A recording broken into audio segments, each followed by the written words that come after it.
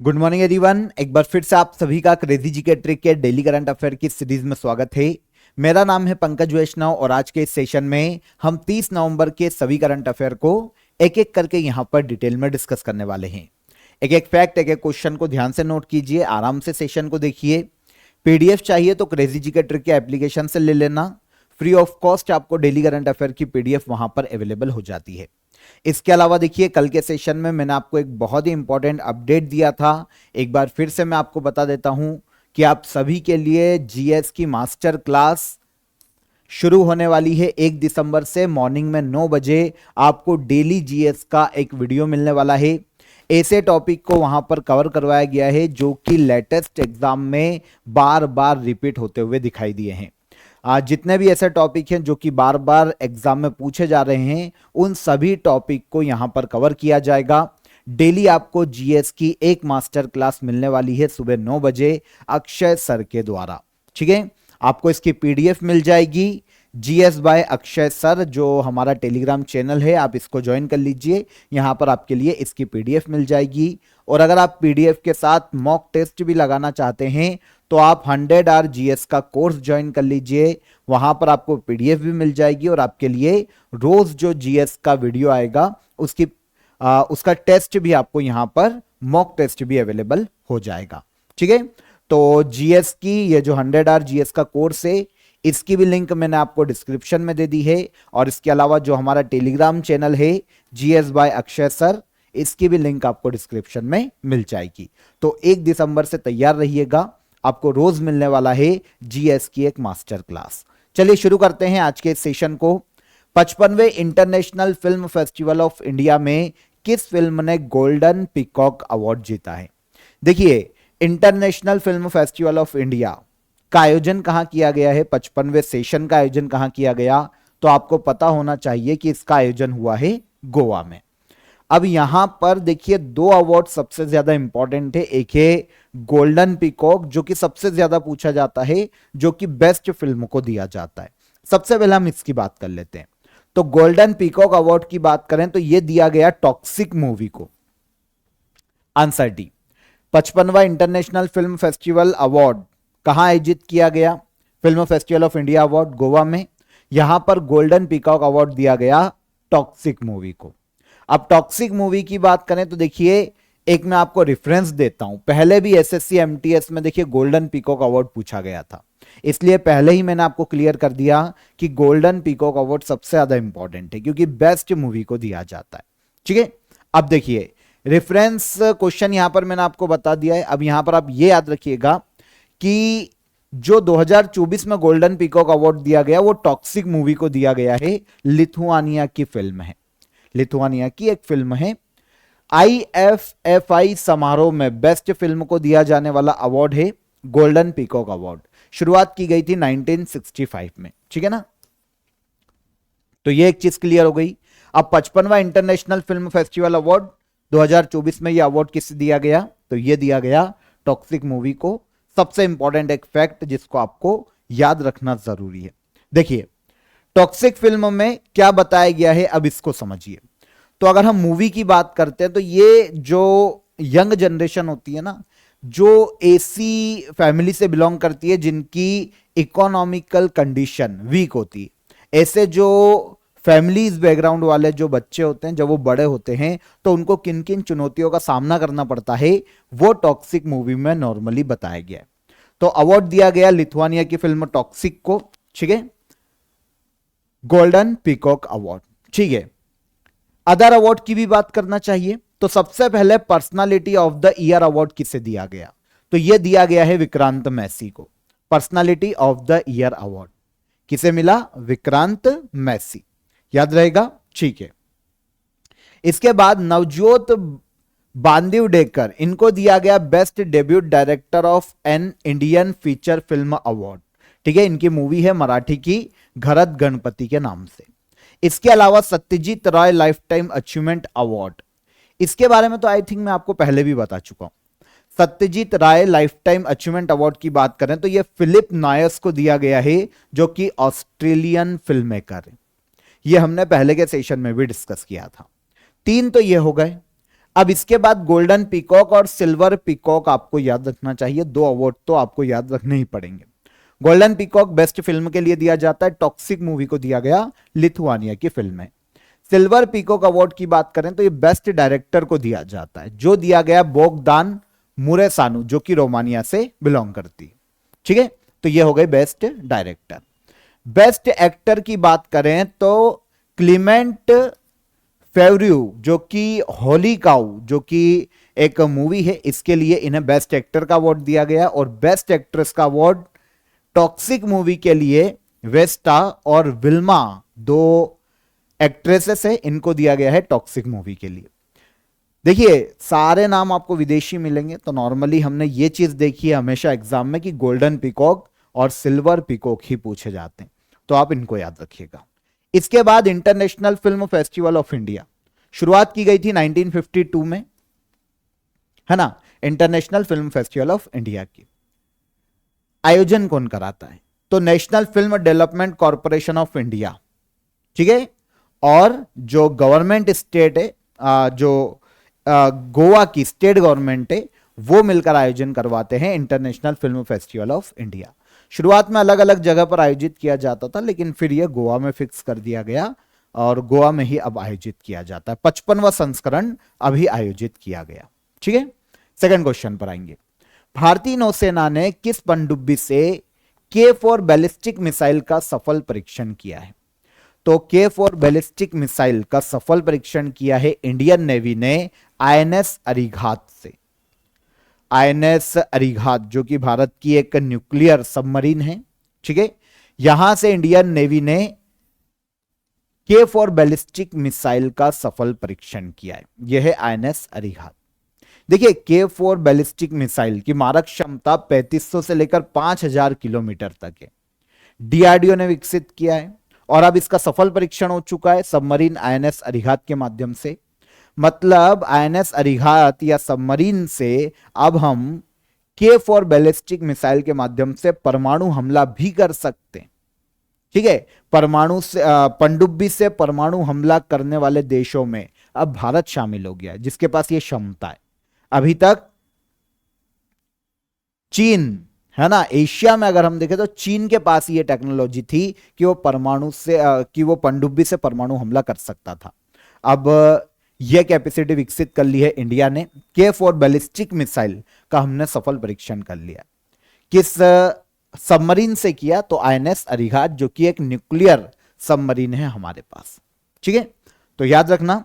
आगे बढ़ने से पहले एक चीज आपको फिर क्लियर कर देता हूं, फाउंडेशन कोर्स पर आप सभी के लिए ऑफर अभी भी कंटिन्यू है।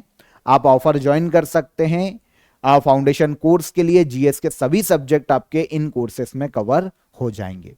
ठीक है, मैंने आपको पहले दिन भी बताया था, ये जो ऑफर है आपके लिए, ये आज लास्ट डे है 30 नवंबर, तो आप आज ज्वाइन कर सकते हैं। इसके बाद शायद ऑफर आपको न मिले। देखिए फाउंडेशन कोर्स आप ज्वाइन कर सकते हैं जीएस का, जहां पर आपको हिस्ट्री, ज्योग्राफी, पॉलिटी और साइंस कवर हो जाएगा काफी नॉमिनल चार्जेस में। इसके अलावा आप अदर सब्जेक्ट पढ़ना चाहते हैं जिसमें आपके लिए आर्ट एंड कल्चर भी इंक्लूड हो, world history, world geography, Indian history available हो, तो आप GS foundation course 1 year validity वाला ज्वाइन कर सकते हैं। इसी का 3 ईयर वैलिडिटी के लिए भी ज्वाइन कर सकते हैं। ठीक है, और इसके अलावा अगर आप सिविल सर्विसेज के स्टूडेंट हैं तो आरंभ 2.0 बैच को भी आप ज्वाइन कर सकते हैं।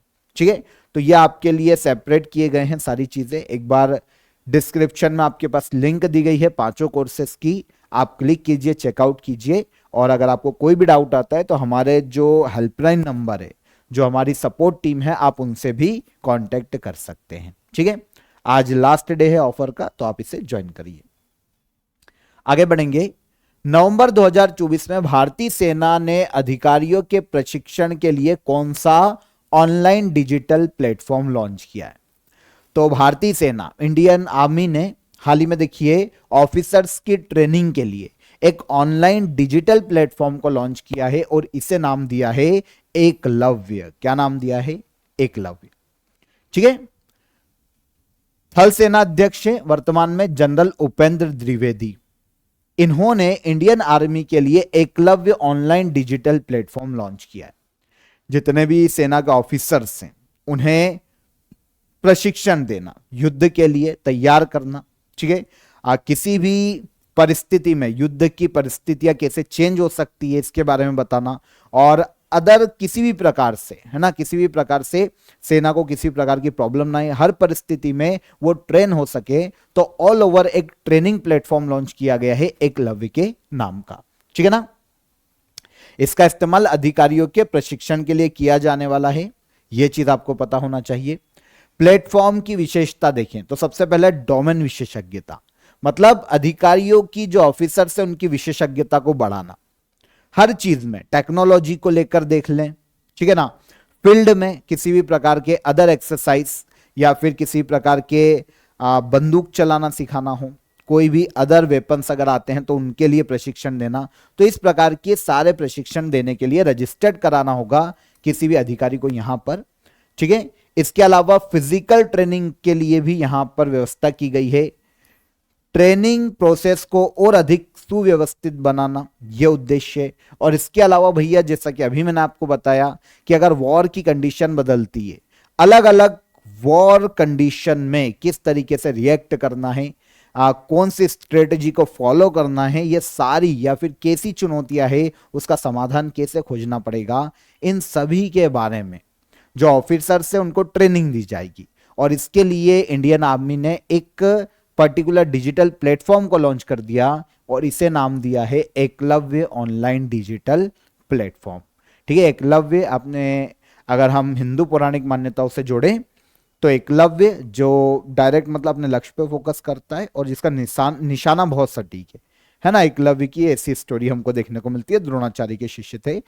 तो यहां पर एकलव्य इसलिए नाम रखा गया है कि भैया जो हमारे ऑफिसर्स है सेना के, वो डायरेक्ट फोकस कर सके अपने गोल पर और किसी भी तरीके की परिस्थिति अगर होती है तो उससे लड़ सके, ठीक है। जो हमारे थल सेना अध्यक्ष जनरल उपेंद्र द्विवेदी, इन्होंने हाल ही में इस प्लेटफॉर्म को लॉन्च किया है। Book 100 Modi mantras a decade of Indian uprising किसके द्वारा लिखी गई है?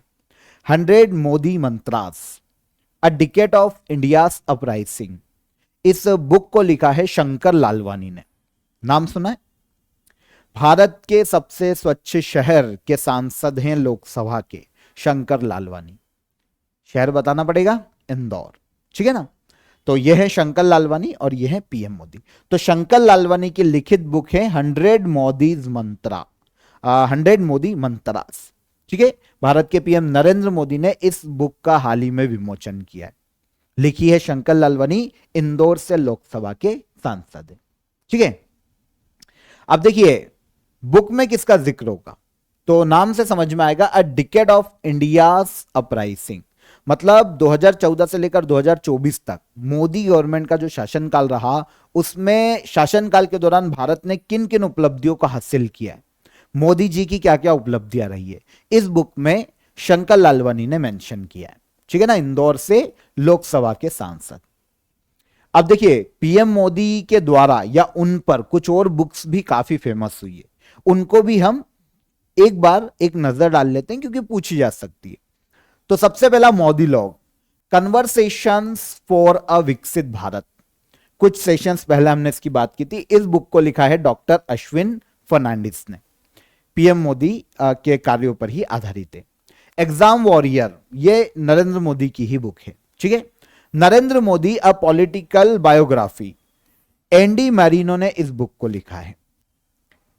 Securing India the Modi way, Pathankot surgical strike and more, Nitin A Gokhale के द्वारा इस बुक को लिखा गया। Modi incredible emergence of star, Tarun Vijay के द्वारा लिखित पुस्तक है, ठीक है ना। तो सभी को याद रखना, यहां पर जितनी भी मैंने आपको बताई है नॉर्मली ये पूछी जा सकती है। पीएम मोदी के कार्यों पर आधारित है, उन्होंने जो जो वर्क किए हैं उन पर आधारित ये बुक हमको देखने को मिलती है। किस राज्य में अखिल भारतीय पुलिस महानिदेशक मतलब डीजीपी और महानिरीक्षक मतलब आईजी, ठीक है ना, इंस्पेक्टर जनरल और normally director general of police, ठीक है, इन लोगों की, इंस्पेक्टर जनरल और डायरेक्टर जनरल ऑफ पुलिस, इन लोगों का जो सम्मेलन है 2024 में कहां आयोजित किया गया? तो अखिल भारतीय पुलिस महानिदेशक और महानिरीक्षकों का सम्मेलन हाल ही में आयोजित किया गया है भारत के ओडिशा राज्य में। कहां पर? ओडिशा। ठीक है, ओडिशा में ये जो सम्मेलन आयोजित किया गया, वहां पर भारत के जो गृह मंत्री हैं अमित शाह, उन्होंने पहली चीज इस सम्मेलन का इनॉग्रेशन किया। देश के सभी स्टेट के जितने भी डीजीपी हैं, जितने भी आईजी हैं, उन सभी के लिए यह सम्मेलन आयोजित किया गया था। तो ऑब्वियस सी बात है, ओडिशा में जब इसका आयोजन किया गया तो भारत के जितने भी राज्यों के डीजीपी और आईजी हैं, उन सभी ने यहां पर पार्टिसिपेट किया। गृह मंत्री अमित शाह ने इसका इनॉग्रेशन किया है और यहां पर भारत के जो राष्ट्रीय सुरक्षा सलाहकार है अजीत डोभाल, उन्होंने भी भाग लिया था। किस चीज पर चर्चा की गई? तो देखिए, सिक्योरिटी को लेकर चर्चा की गई होगी। अब पुलिस प्रशासन के बड़े अधिकारियों को यहां पर बुलाया गया, तो ऑब्वियस सी बात है कि सिक्योरिटी को लेकर यहां पर देश में चर्चा की गई होगी। इंटरनल सिक्योरिटी, फॉर एग्जांपल, पहली चीज वही इंटरनल सिक्योरिटी को लेकर। साइबर क्राइम जितने भी हो रहे हैं उनको कैसे रोका जा सकता है। डिजिटल अरेस्ट आजकल बहुत ही चर्चा में है, कैसे रोका जा सकता है। ठीक है, माओवादी खतरों से कैसे निपटा जा सकता है। आर्टिफिशियल इंटेलिजेंस को कैसे सिक्योरली बढ़ावा दिया जा सकता है। इन सभी मुद्दों पर चर्चा की गई है। तो यह सम्मेलन है अखिल भारतीय पुलिस महानिर्देशकों और महानिरीक्षकों का सम्मेलन। आयोजन 2024 में भारत के ओडिशा राज्य में किया गया। पद्मश्री अमिया कुमार बागची का निधन हो गया। अमिया कुमार बागची का संबंध किस क्षेत्र से था? तो पद्मश्री मिल चुका है अमिया कुमार बागची को। बहुत ही फेमस एक इकोनॉमिस्ट थे। इकोनॉमिक्स के क्षेत्र में इनके योगदान के लिए पद्मश्री से सम्मानित किया जा चुके हैं। ठीक है, हाल ही में अमिया कुमार बागची का नवंबर 2024 में निधन हो गया। प्रसिद्ध इकोनॉमिस्ट, नाम से समझ में आएगा, बागची सरनेम वेस्ट बंगाल से आता है नॉर्मली। तो अमिया कुमार बागची वेस्ट बंगाल से थे। इंस्टीट्यूट ऑफ डेवलपमेंट स्टडीज जो कि कोलकाता में है, इसके संस्थापक हैं। इकोनॉमिक्स के क्षेत्र में इनके योगदान के लिए 2005 में इंडियन गवर्नमेंट ने इन्हें पद्मश्री से सम्मानित किया था। अमिया कुमार बागची, इन्होंने कुछ बुक्स भी लिखी है। एक नजर डाल लो, याद करने की ज्यादा जरूरत नहीं पड़ेगी क्योंकि पूछी नहीं जाएगी, पर एक नजर डाल लेते हैं इंफॉर्मेशन के लिए।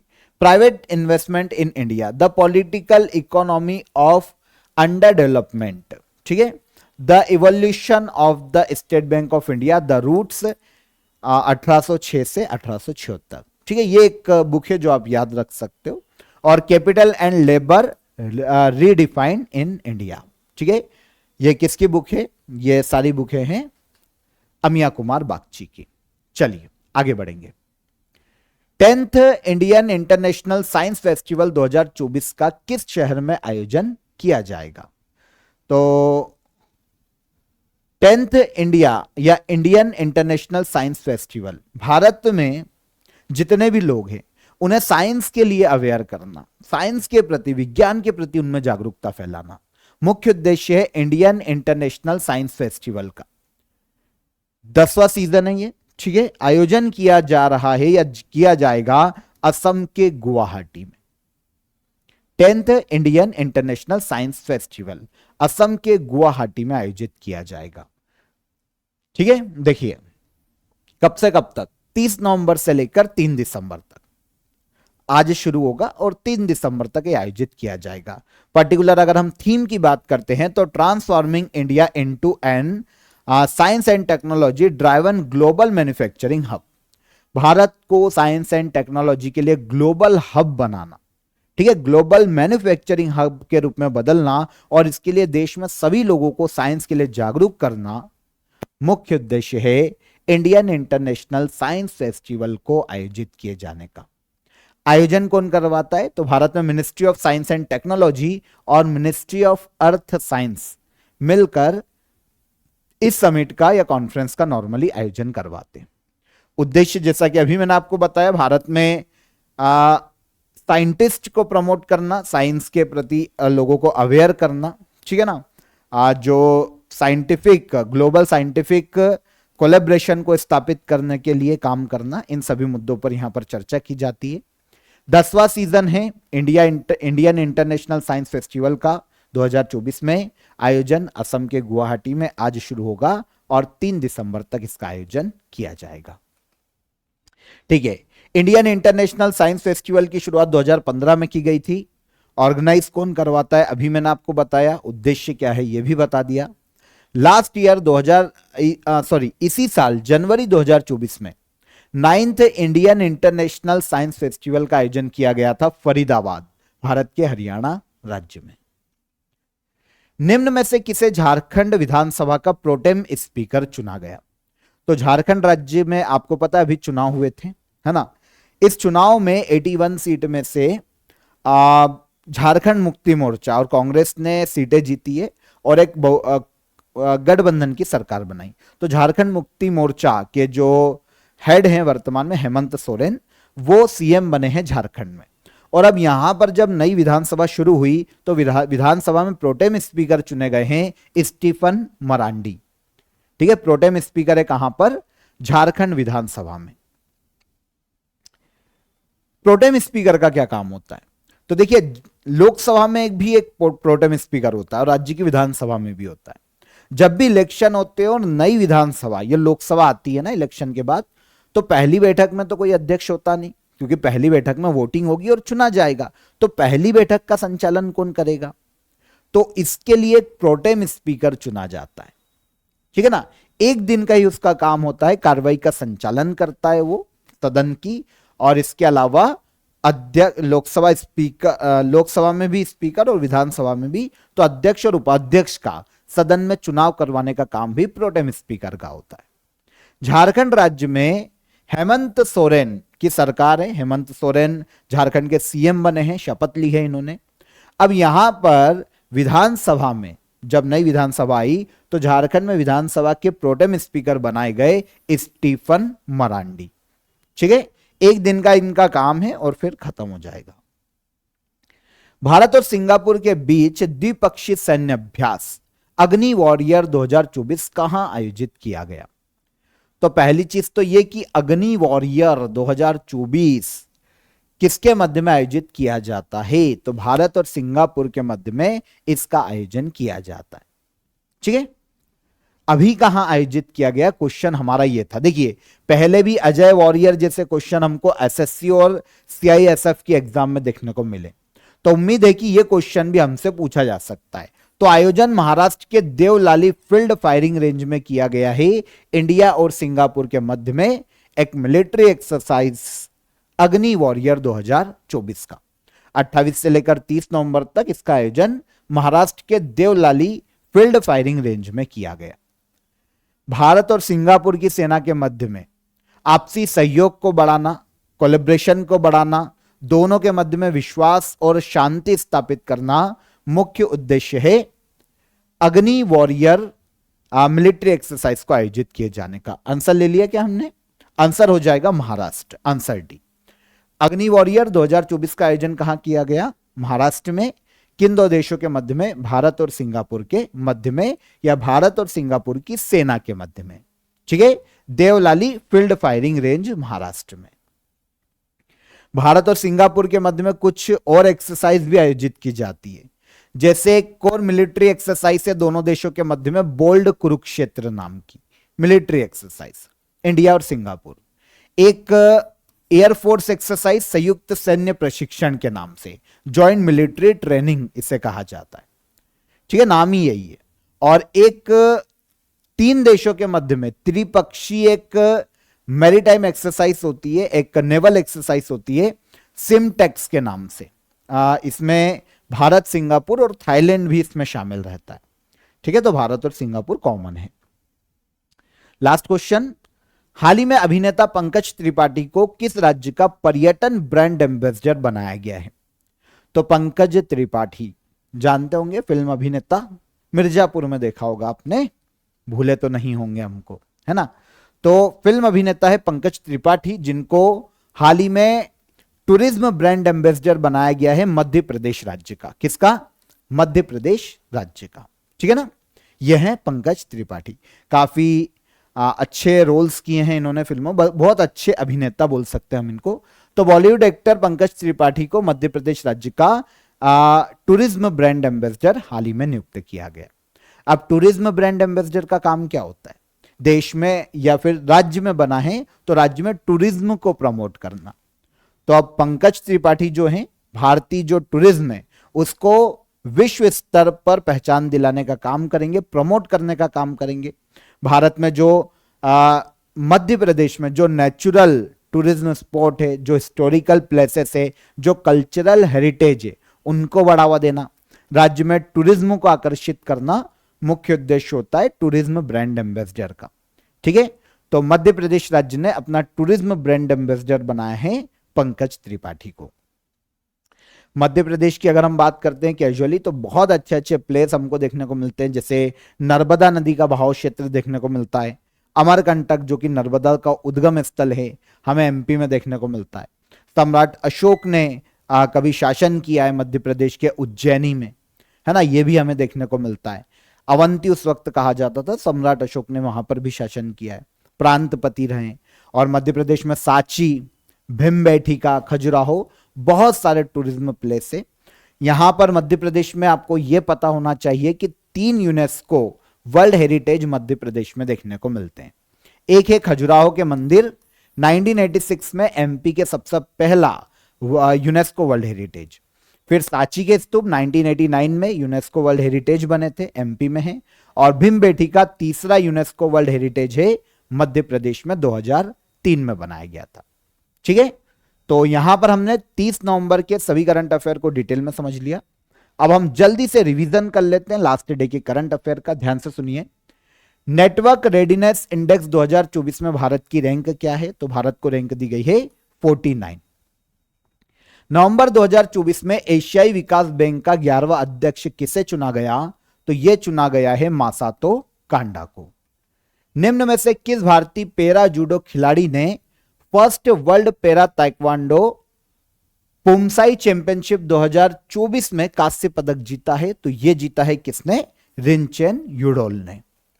इंटरनेशनल कोऑपरेटिव अलायंस द्वारा रोजडेल पियोनियर्स अवार्ड 2024 से किसे सम्मानित किया गया? तो यह अवार्ड दिया गया था किसे? डॉक्टर उदय शंकर अवस्थी को। वर्ष 2026 में एशियाई राइफल एवं पिस्टल कप की मेजबानी कौन सा देश करेगा? तो यह करने वाला है इंडिया 2026 में। किस राज्य में 12वें अंतरराष्ट्रीय पर्यटन मार्ट का आयोजन किया गया? तो यह आयोजन किया गया है कहां पर? असम के काजीरंगा में। नवंबर 2024 में देश में रिसर्च आर्टिकल्स और जर्नल्स तक देशव्यापी पहुंच प्रदान करने के लिए केंद्र ने कौन सी योजना को मंजूरी दी? तो one nation one subscription. Answer हो जाएगा आंसर बी। 55वें भारतीय अंतरराष्ट्रीय फिल्म महोत्सव प्रसार भारती ने अपने ओटीटी प्लेटफॉर्म को लॉन्च किया है। इस ओटीटी प्लेटफॉर्म का नाम क्या है? तो नाम है वेव्स। किस भारतीय ने इटली में आयोजित अंडर 8 वर्ल्ड कैडेट शतरंज चैंपियनशिप 2024 का खिताब जीता? तो यह जीता है दिवित रेड्डी ने। और लास्ट क्वेश्चन क्या था? किस भारतीय संस्था को ओपीसीडब्ल्यू हेग प्राइज 2024 से सम्मानित किया गया? तो यह दिया गया इंडियन केमिकल काउंसिल को। Answer C. ठीक है, तो ये लास्ट डे के करंट अफेयर हमारे रिवाइज हो गए, हमने रिवीजन कर लिया। अब हम लास्ट डे के जो हमारे क्वेश्चन ऑफ द डे थे उनके आंसर देख लेते हैं। इसरो का जनक किसे कहा जाता है? इसरो के जनक की बात करें तो विक्रम साराभाई इसरो के जनक है भारत में। परमाणु कार्यक्रम के जनक की बात करें तो यह होमी जहांगीर भाभा है। और मृणालिनी साराभाई की बात करें तो यह 2 नृत्य से संबंधित है, भरतनाट्यम और कथकली। ठीक है, मृणालिनी साराभाई याद रहेंगे, तीनों इंपॉर्टेंट थे। अब आज के लिए question of the day, ISRO के पहले अध्यक्ष कौन थे? पहला क्वेश्चन, मोरक्को निवासी इब्न बतूता किसके शासनकाल में भारत आया था? और थर्ड क्वेश्चन, शेरशाह सूरी का मकबरा कहां स्थित है? तीनों ही क्वेश्चन के आंसर कमेंट बॉक्स में कीजिएगा, ध्यान से नोट कीजिए। सेशन कैसा लगा ये भी बताइएगा। सेशन पसंद आया हो तो वीडियो को लाइक और शेयर कर दीजिए, चैनल को सब्सक्राइब कर लीजिए अगर पहली बार आए हैं। फिर मुलाकात करेंगे कल के सेशन में एक नए करंट अफेयर के साथ, नए डेली करंट अफेयर के साथ। तब तक अपना ख्याल रखिएगा। जय हिंद, जय भारत।